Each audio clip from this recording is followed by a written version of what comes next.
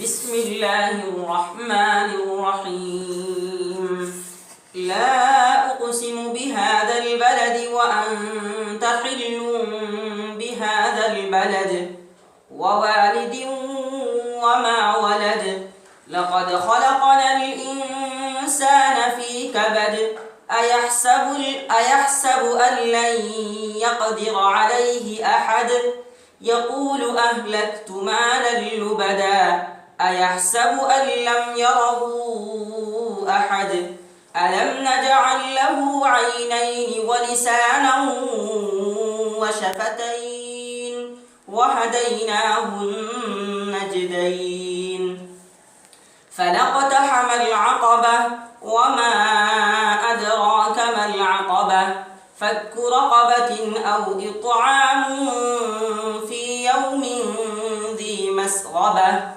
يتيما ذا مقربة أو مسكينا ذا متربة ثم كان من الذين آمنوا وتواصوا بالصبر وتواصوا بالمرحمة أولئك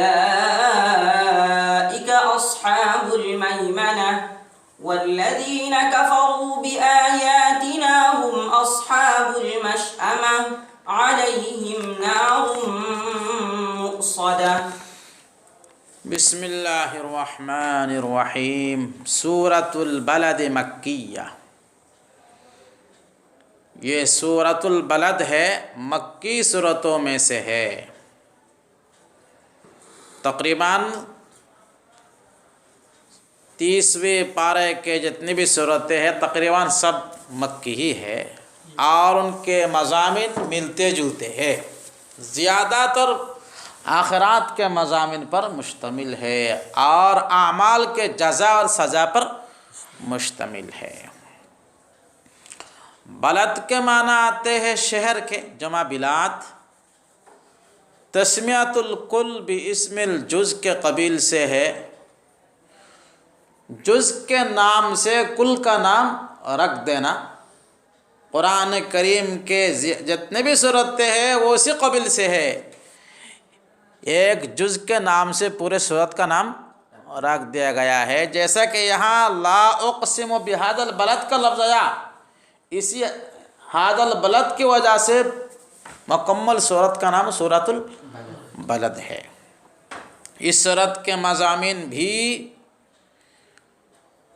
وہی ہے جو پہلی سورت میں بیان کیا گیا، یعنی انسان کے اعمال کے جزا اور سزا کا بیان ہے۔ سمجھے نہیں سمجھے؟ فرماتے لا اقسم بہذا البلد، یہاں پر لا زائدہ ہے، قسم کے شروع میں آتا ہے، عرب کے محاورہ ہے، وہ جب قسم کھاتے ہیں تو لا کو بڑھاتے ہیں، جیسے کہ لا اقسم بیوم القیامہ فلا اقسم بالشفق میں لا زائدہ ہے، لیکن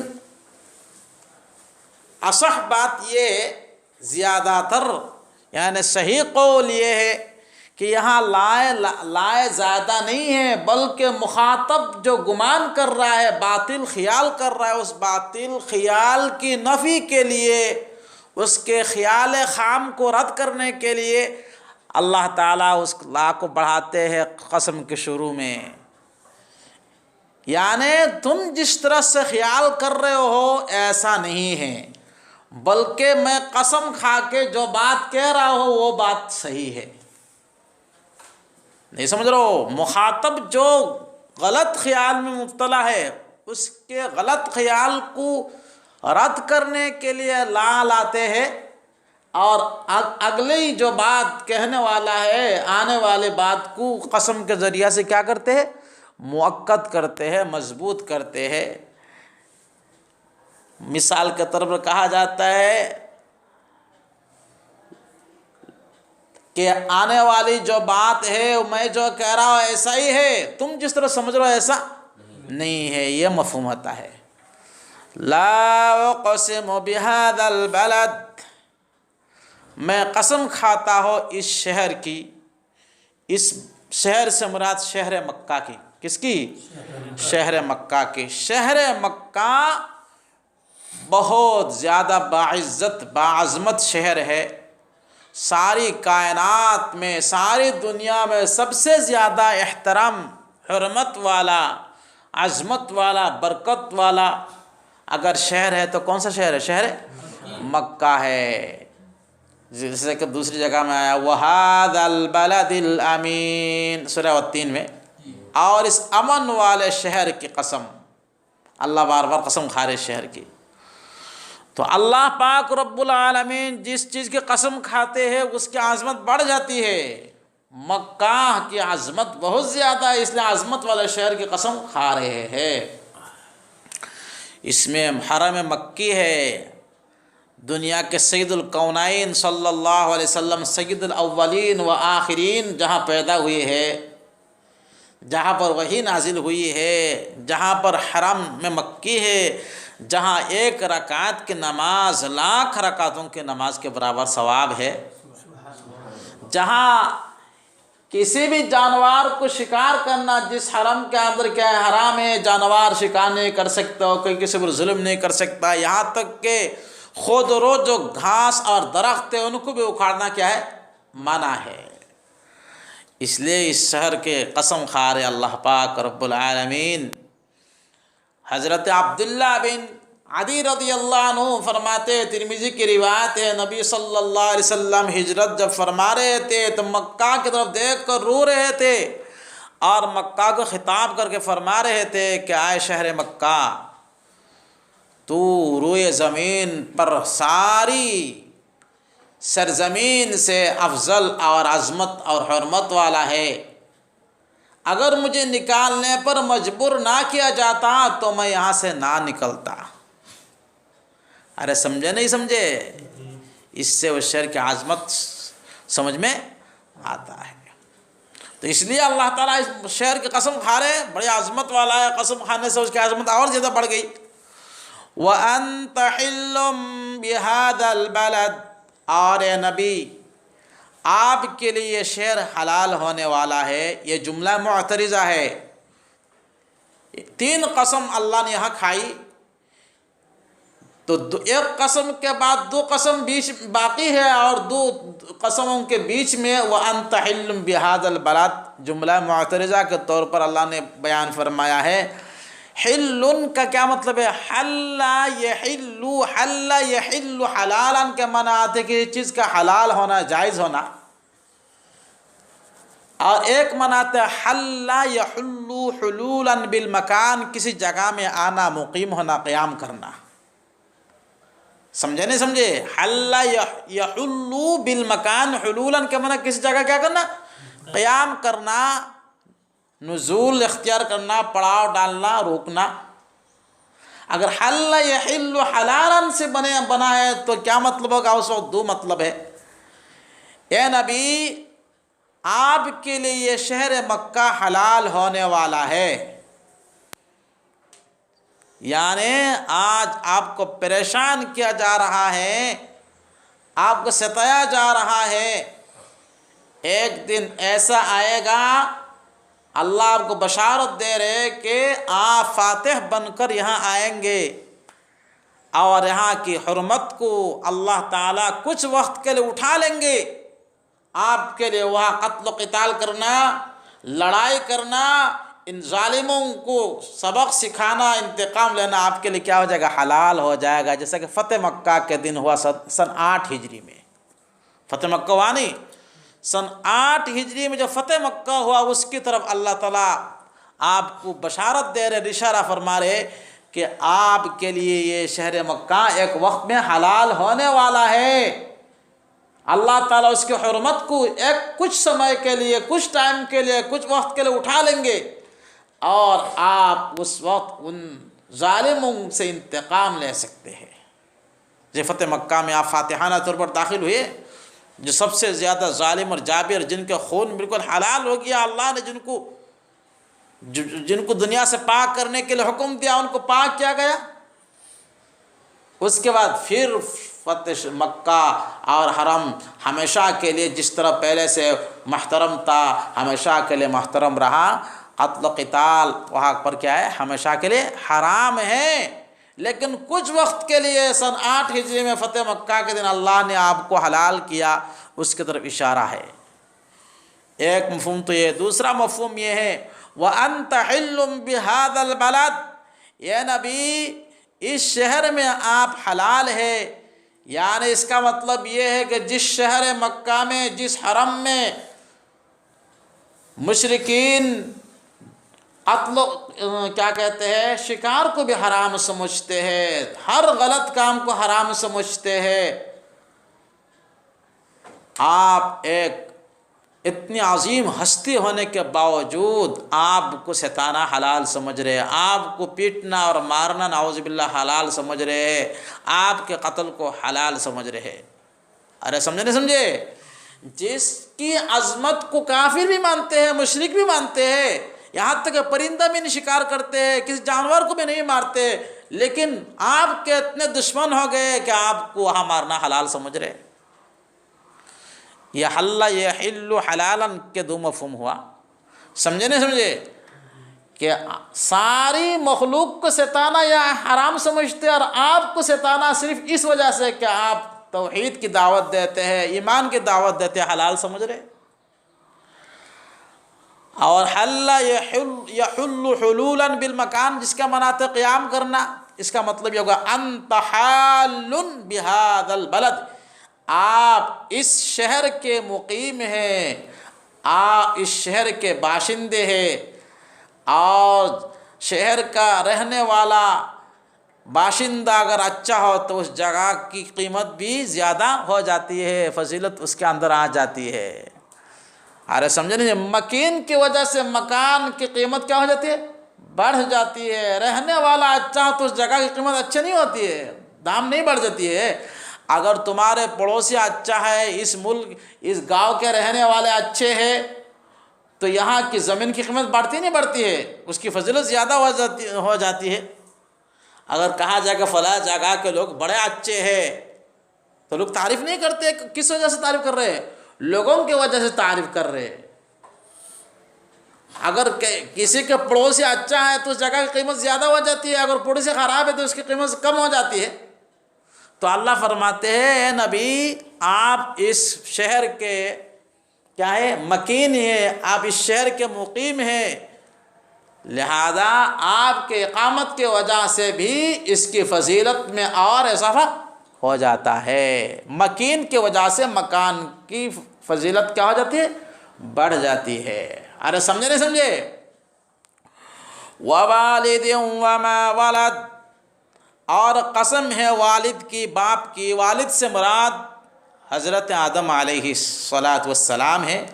وما ولد یہاں ماں من کے معنی میں ہے، اور قسم ہے اولاد کی، قسم ہے اولاد کی۔ وما ولد، ولد یلد ولادۃ جنہ، اور قسم ہے ان کی جن کو والد نے جنا، جن کو والد نے جنا یعنی اولاد کی۔ اولاد سے مراد آدم علیہ السلام کی اولاد، حضرت آدم سے لے کر قیامت تک جتنی ان کی اولادیں ہوں گی سب مراد ہے۔ قسم ہے والد کی یعنی آدم کی، اور قسم ہے اولاد کی یعنی اولاد آدم کی۔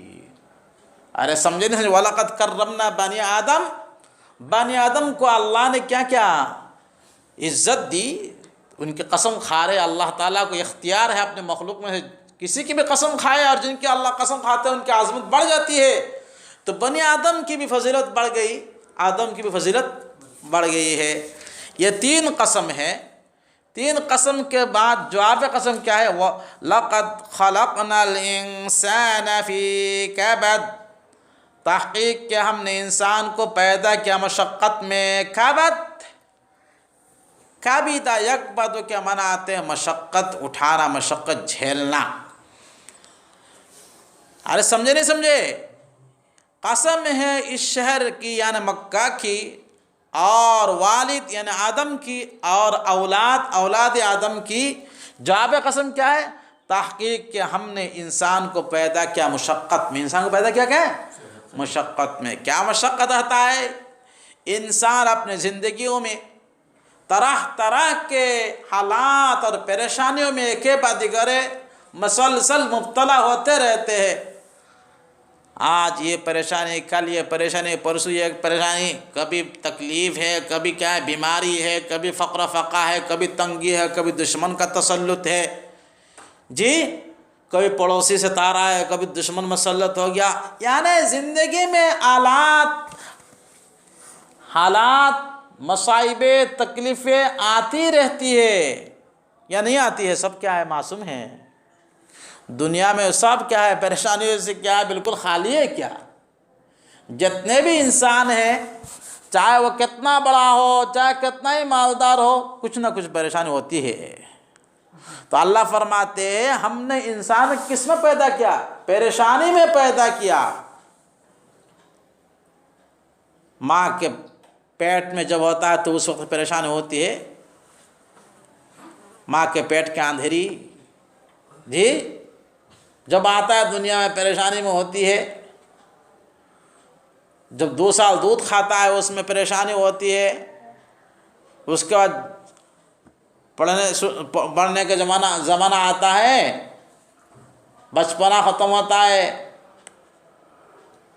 کچھ تمہارے اندر کیا ہے ہوش حواس ہے تو پڑھنے میں لگا دیا، ہوش حواس جو ہے زیادہ ہو گیا، پڑھنا ختم گیا، کسی کام میں لگا دیا، کسی کام میں لگ گئے، شادی بیاہ میں لگ گئے، اس کے بعد کیا کمانا ختم ہوا تو بڑھاپا آ گیا، بڑھاپا کی پریشانی، اس کے بعد موت آ گیا، موت کی پریشانی، موت کے بعد عالم برزخ کی پریشانی، عالم برزخ کے بعد قیامت۔ جی تو فرماتے ہیں انسان کو ہم نے پریشانی میں پیدا کیا۔ انسان کی زندگی میں حالات آتے رہتے ہیں، غم، تکلیف، مصیبتیں طرح طرح کی، لیکن پھر بھی انسان اتنے حالات کے باوجود بھی اللہ کے سامنے نہیں جھکتا ہے، اللہ کو نہیں مانتا ہے۔ آدمی کے اوپر حالات آئے، مصیبتیں آئے، پریشانی آئے تو ان کو ماننا چاہیے کہ بھائی میں تو کچھ بھی نہیں ہوں، میں بے بس ہو، بے کس ہو، میرا کیا حیثیت ہے، میں کسی پریشانی کو دور کر نہیں پاتا ہو، مجھ پر مصیبتیں آتی ہے اس کو جھیل نہیں پاتا ہو، تو اس کو یہ سمجھ لینا چاہیے کہ میں کسی خالق مطلق کے تحت میں ہوں، میں اس کا بندہ ہوں، مجھے اس کی اطاعت کرنا چاہیے، مجھے ان کے سامنے جھکنا چاہیے، ان کو ماننا چاہیے۔ لیکن اس کے الٹا کیا کرتا ہے؟ اَيَحْسَبُ الْإِنسَانُ أَن لَّن يَقْدِرَ عَلَيْهِ أَحَدٌ، استفہام انکاری ہے۔ انسان کیا خیال کرتا ہے کہ اس پر کسی کا بس نہیں چلے گا؟ یہ خیال کیا کرتا ہے انسان؟ یار ایسا خیال نہیں کرنا چاہیے، وہ تو ایسا خیال کرتا ہے کہ مجھے کون پکڑے گا، میرے اوپر کون حاوی ہے، مجھے کون پکڑے گا، مجھے کون حساب لے گا۔ ارے سمجھے نہیں سمجھے؟ ایسے یعنی بھول میں، ایسے غلطی میں مبتلا ہے۔ یقول کہتا ہے اہلکت مالا لبدا، لبد کا معنی آتا ہے کثیراً، تلبد الشیء چیز کا زیادہ ہونا، لبدن اس میں جنس بھی استعمال ہوا، اس میں جامد کے طور پر بھی استعمال ہوا ہے، واحد لبدتن بھی استعمال ہوتا ہے۔ یقول اہلکت مالا لبدا، کہتا ہے فخر کے ساتھ، شیخی بکھارتا ہے، فخر کے ساتھ کہتا ہے میں نے بہت سارا مال خرچ کیا ہے۔ کہاں خرچ کیا؟ دین کو نقصان پہنچانے کے لیے، رسول کو تکلیف دینے کے لیے، اللہ کے دین کو مٹانے کے لیے۔ ارے سمجھے نہیں؟ یہ تو نافرمان کر رہا ہے، نافرمان کر کے اتراتا ہے کہ میں نے اتنا مال خرچ کیا اسلام کو مٹانے کے لیے، مسلمانوں کو تکلیف دینے کے لیے، رسول کو مٹانے کے لیے، جیسا کہ آج ہو نہیں رہا ہے دنیا میں، دیکھ رہو۔ تو کہتا ہے کہ ہم نے بہت سارا مال کیا ہے خرچ کیا ہے اسلام کو مٹانے کے لیے، دین کو مٹانے کے لیے، نبی کو تکلیف دینے کے لیے، نبی کے ماننے والوں کو تکلیف دینے کے لیے، اسلام کے راستے میں رکاوٹ ڈالنے کے لیے۔ العیاذ باللہ۔ ایحسب، کیا وہ خیال کرتا ہے، الم یرہ احد، کہ اس کو کوئی نہیں دیکھا، اس کو کسی نے نہیں دیکھا۔ وہ کیا خیال کرتا ہے سب کچھ کر کے کہ مجھے کون دیکھ رہا ہے؟ اللہ پاک رب العالمین خبیر ہے، علیم ہے، بصیر ہے، وہ جانتا ہے، دیکھتا ہے، سنتا ہے، اس کو یقین نہیں؟ وہ تو نافرمانی کر کے خوش ہے کہ مجھے کون دیکھ رہا ہے، مجھے کون پکڑے گا۔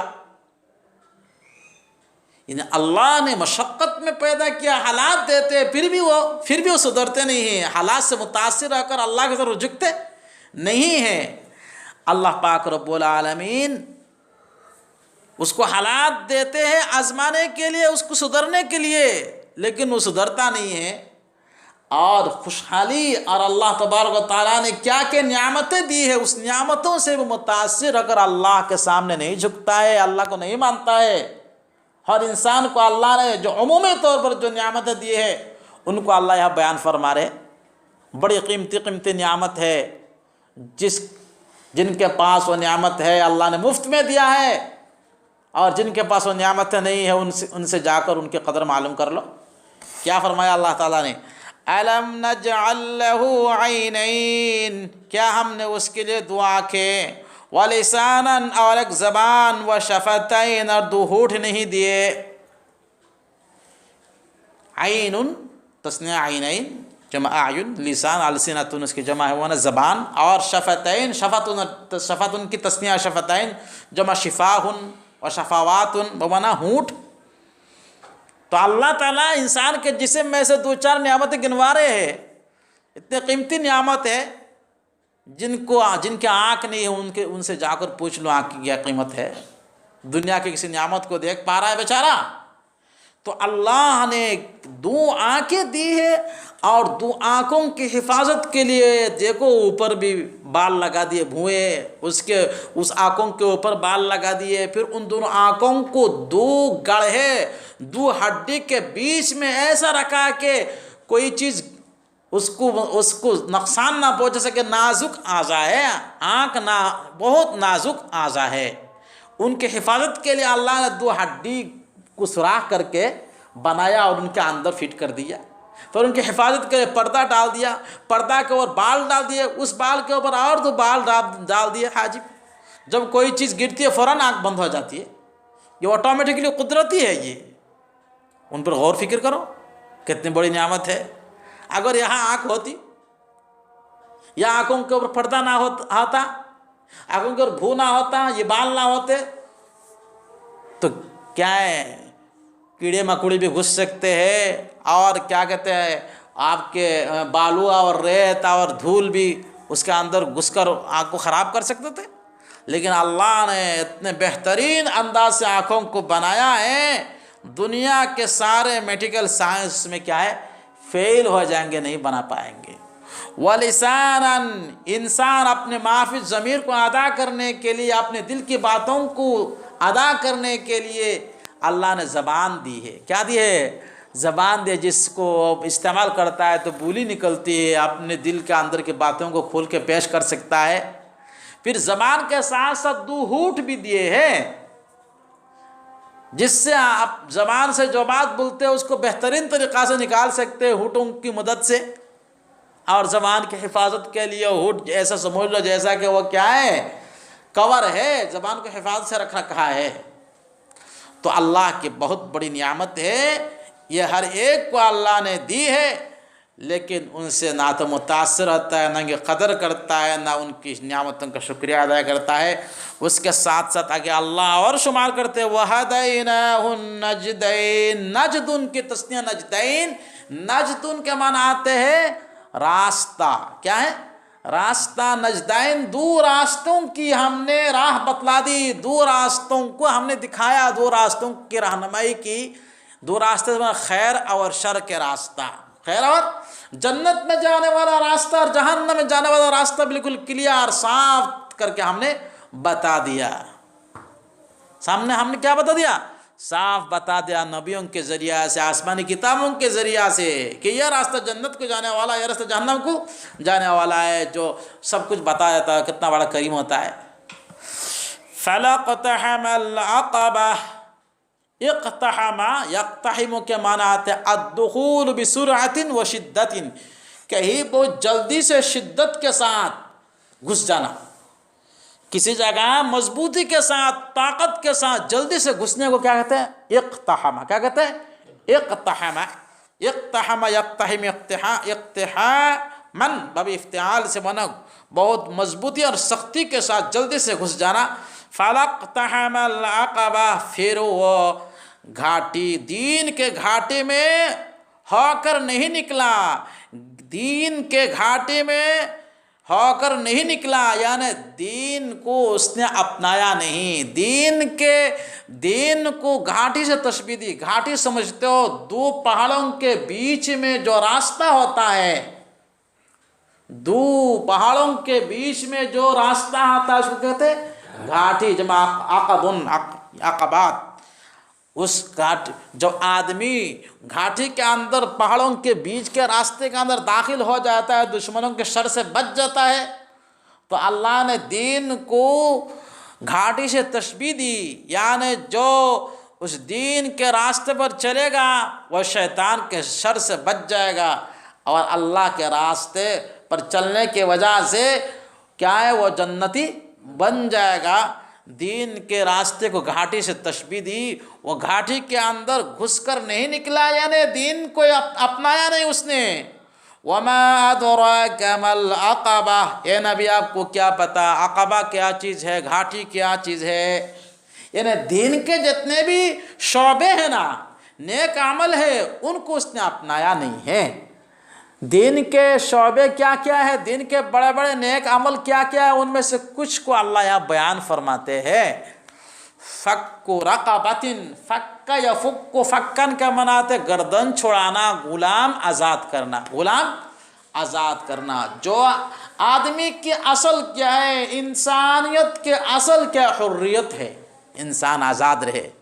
کسی وجہ سے اگر کسی انسان کو غلام بنا لیا گیا تو ان غلاموں کو آزاد کرانے کے لیے اللہ نے قرآن کریم میں بڑی فضیلتیں بیان کی ہے. جگہ جگہ کفارہ کے طور پہ غلام آزاد کرنے کی تاکید دی ہے, اور بہت سارے جگہ میں یوں ہی غلام آزاد کرنے کی فضیلتیں بھی بیان کی ہے, تاکہ انسان اپنی زندگی میں آزاد اور فری ہو کر اپنی زندگی گزار سکے. فرمایا غلام آزاد کرنا, فق رقبہ غلام آزاد کرنا, یہ گھاٹی کے کام میں سے, نیکی کے عمل میں سے, دین کے عمل میں سے ایک عمل ہے. او اطعام فی یوم ذی مسغبہ, اطعام کیا معنی, اطعام اطعاما بابی فعال سے کھانا کھلانا, اور ذی مسغبہ, ذی تو جانتے ہو ذو سے ذی والا, اور مسغبہ مسغبت مصدر میمی ہے. سغیبہ یسغب سغباً و سغوباً کے مناتے ہیں بھوکا ہونا. کیا ہونا, بھوکا ہونا. ذی مسغبت کھانا کھلانا بھوک کے دن. کس کے دن, بھوک کے دن. فی یومن ایسے دن میں, ذی مسغبہ جو بھوک والا ہے, یعنی بھوک کے دن کھانا کھلانا. کس کو کھلانا, مفعول بھی باب اطعام مصدر کا. یتیمن ایسے یتیم کو, ذا مقربۃ جو رشتہ دار ہے تمہارے. مقربہ مصدر میمی ہے, قرب قرابتن سے مصدر میمی ہے. قرب قرابتن نزدیک ہونا, یعنی جو یتیم کے ساتھ ساتھ تمہارے رشتہ دار بھی, تمہارے رشتہ دار بھی ہے. یتیم اور مسکین کو صدقہ کرنا, کھلانا, ان کی مدد کرنا بڑا عمل خیر ہے. اس کے ساتھ ساتھ اگر وہ تمہارے رشتہ دار بھی ہے تو اور زیادہ ثواب ملتا ہے, ڈبل ثواب ملتا ہے. اگر وہ یتیم ہے, اگر وہ مسکین ہے, اس کو تم مدد کر رہے ہو تو یتیم اور مسکین ہونے کی وجہ سے جو مدد کر رہے ہو ثواب ملے گا, ایک ثواب ملے گا. اگر وہ تمہارا رشتہ دار ہے تو دوہرا ثواب ملے گا. ایک اس کے یتیم ہونے کی وجہ سے جو ثواب ملتا ہے وہ ملے گا, اور ایک رشتہ داری کا حق ادا کرنے کی وجہ سے ثواب ملے گا. اسی لیے اللہ تعالیٰ کیا فرماتے ہیں کہ یتیم کو کھانا کھلا رہے ہو, اور کیسے دن میں, بھوک میں کھلا رہے ہو. کسی بھی آدمی کو کھانا کھلانا ثواب سے خالی نہیں ہے, لیکن وہ آدمی بھوکا ہے, اس کو کھلا رہے ہو تو زیادہ ثواب ملے گا. بھوکے کو کھلا رہے ہو. کسی بھی مسکین کو کھلاؤ گے, کسی بھی یتیم کھلاؤ گے تو ثواب ہے, لیکن اگر وہ تمہارے قریبی رشتہ دار ہے تو وہ زیادہ ڈبل ثواب ہے. حدیث میں بھی اس کی وضاحت ہے. ارے سمجھے نہیں سمجھے. او مسکیناً, یا تو مسکین کو کھانا کھلانا, ذا متربۃ جو خاک نشین ہے, جو خاک, متربۃ یہ بھی مصدر میمی ہے، تریبا یتربو، تریبا یتربو تربن اور مطربتن کے معنی ہے خاک آلود ہونا. کیا ہونا؟ خاک آلود ہونا، مٹی والا ہونا، مٹی میں لت پت ہونا. یا تو ایسے مسکین جو اپنے مسکینی کی وجہ سے اپنی غربت کی وجہ سے مٹی میں پڑا ہوا رہتا ہے بیچارہ، اور اس کو کھلا رہے ہو، اس کی مدد کر رہے ہو. کہتے یہ بڑا عمل ثواب ہے، یہ نیکی کے عمل میں سے ہے. ارے سمجھے نہیں سمجھے؟ عبادت میں عبادت بدنی بھی ہے، عبادت مالی بھی ہے. عبادت مالی ہے، غریب، یتیم، فقیر، مسکینوں کا حق یہ تمہارے مال میں اللہ تعالیٰ نے لگا دیا ہے. قیامت کے دن ایک حدیث قدسی ہے، اللہ پاک رب العالمین اپنے بندے کو خطاب کریں گے، او بندہ میں یتیم تھا مجھے تم نے کھلایا نہیں، میں فقیر تھا مجھے پہنایا نہیں، میں مسکین تھا مجھے مدد نہیں کی، میرے پاس کپڑا نہیں تھا مجھے کپڑا نہیں دیا.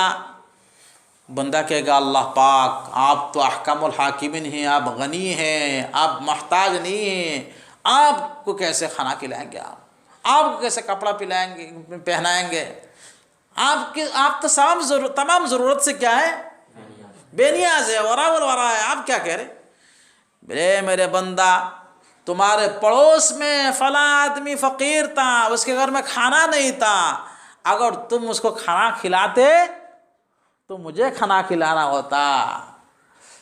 فلاں آدمی تمہارے پڑوس میں سردی کی وجہ سے ٹٹر رہا تھا، مر رہا تھا، اس کا کبھی تاری ہو رہی تھی، رات کو نیند نہیں آ رہی تھی، اس کے پاس کمبل نہیں تھا، اور تو 3 کمبل 4 کمبل 5 کمبل میں سو رہے ہو، تم نے اس کا خیال نہیں کیا. اگر تم اس کو کمبل دے دے تو مجھے کمبل دینا ہوتا، تم نے تو اس کا خیال نہیں کیا ہے. تو اللہ تبارک و تعالی انسان کو مال دیتے ہیں کیوں؟ اللہ کے جو محتاج بندے ہیں ان کی ضرورت پوری کرنے کے لیے، نہ کہ وہ اس کا مالک ہو گیا اور اس کو اپنے اوپر خرچ کرتے رہے اور اڑاتے رہے اپنے اوپر، اپنے بال بچوں پر. اس میں یتیموں کا، غریبوں کا، مسکینوں کا بھی حق ہے، اس حق کو ادا نہیں کرا کرتا بڑا سخت عذاب میں مبتلا ہو جاؤ گے قیامت کے دن. کتاب الزکوٰۃ میں تم نے پڑھا ہوگا، مال کا زکوٰۃ ادا نہیں کیا تو مال تمہارے لیے گنجا صاحب بن کے آئے گا اور کہے گا کہ میں تمہارا مال ہو، ڈسے گا تم کو. اونٹ اور گائے اور بکری اگر تمہارے پاس زکوٰۃ نہیں دیتا تو اللہ تعالیٰ تم کو لٹائیں گے میدان محشر میں، اور تمہارے گائے اور بکری اور بیل اپنے کوروں سے روندیں گے تم کو. سونے اور چاندی کی زکوٰۃ نہیں دیتے ہو تو سونا اور چاندی کو اللہ پاک رب العالمین کیا بنائیں؟ گرم کر کے، لوہے کو گرم کر کے جس طرح داغ دیتے اس طرح داغ دیں گے. الذین یکنزون الذهب والفضة ولا ينفقون في سبيل الله فبشرهم بعذاب علیم. یوم یحمى علیہا فی نار جہنم فتقوى بها جباههم وجنوبهم وظهورهم هذا ما کنزتم لانفسکم. اللہ کہتے ہیں ان سونوں کو اور چاندیوں کو اللہ تعالیٰ جہنم میں گرم کریں گے، تپائیں گے. جس طرح تم استری دیتے ہو، کپڑے میں پریس کرتے ہو گرم کر کے، اس طرح سے اس کو تپا کر تمہارے پہلو میں، تمہارے پیٹھ میں، تمہارے پیشانی میں اللہ تعالیٰ داغ دیں گے. اس لیے ان کے حق ادا کیا کرو فرماتے ہیں. اور یا تو وہ کھانا کھلانا ہے بھوک کے دن قریبی فقیر یتیم کو، یا تو خاک نشین مسکین کو. ثم کان من الذین آمنوا، پھر وہ نہیں ہوا، پھر وہ ہوا ان لوگوں میں سے جو ایمان لائے. کیا ہے؟ ایمان لائے. او تواصوا بالصبر، اور صبر کی وصیت اور نصیحت کیے. وتواصوا بالمرحمہ، اور رحم اور کرم کی نصیحت اور وصیت کیے. کہتے پھر ان لوگوں میں سے بھی نہیں ہوا جنہوں نے